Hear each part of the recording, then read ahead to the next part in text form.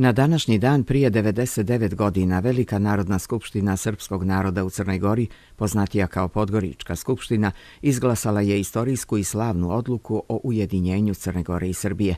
Odluku o ujedinjenju izglasalo je 160 poslanika Podgoričke skupštine, a taj dokument je predviđao da se Crna Gora ujedini sa Srbijom u jednu državu pod dinastijom Karađorđević. Odluka Podgoričke skupštine od 26. novembra o ujedinjenju Crne Gore sa Srbijom bila je uvod u proglašenje zajedničke države Srba, Hrvata i Slovenaca 1. decembra u Beogradu.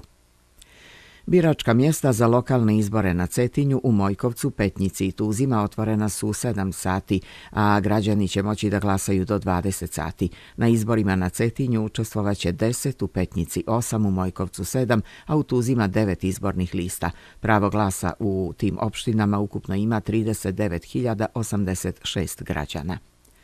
Sa regionalnog foruma o povratku raseljenih na Kosovo koji je održan u Podgorici poslata je vrlo jasna poruka da se ni nakon 18 godina ne odustaje od rješavanja pitanja povratka. U Podgorici je održana 4. regionalna inicijativa na visokom političkom nivou za trajna rješenja povratka raseljenih na Kosovo, koji je otvorio kosovski ministar za zajednice i povratak Dalibor Jeftić.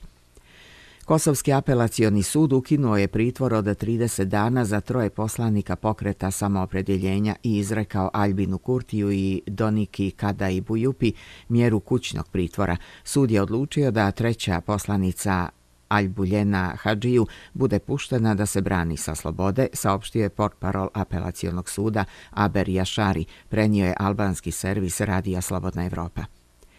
Poslije navoda medija da član predsjedništva Bosne i Hercegovine Bakir Izetbegović sprovodi ilegalnu obuku paravojnih formacija, vojni analitičar iz Srbije Aleksandar Radić upozorava da treba biti obazriv jer postoje indikatori da su već prisutne neke paralelne organizacije. Naveo je da neke od takvih paralelnih organizacija djeluju kroz nevladin sektor, a neke kroz vjerske organizacije. Gideo Grajf, glavni istoričar Instituta za holokaust Šem Olam u Izraelu, smatra Jasenovac za balkanski Auschwitz. Krajnje je vrijeme da se sazna o zločinima u Jasenovcu.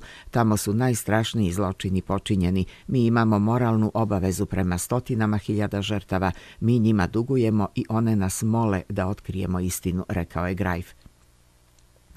Trilateralni sastanak Irana, Rusije i Turske u ruskom gradu Sočiju bio je pravi korak u pravo vrijeme kada se radi o budućnosti Sirije, izjavio je predsjednik Irana Hasan Rohani. On je tokom telefonskog razgovora sa predsjednikom Sirije Bašarom el-Asadom rekao da će Iran biti uz narod Sirije i sirijske vlasti u borbi protiv terorizma. Predsjednik Republike Turske Recep Tayyip Erdogan izjavio je kako su pripadnici ISIS-a napravili masakr u Egiptu, te upitao kako se takve ubice mogu nazivati muslimanima.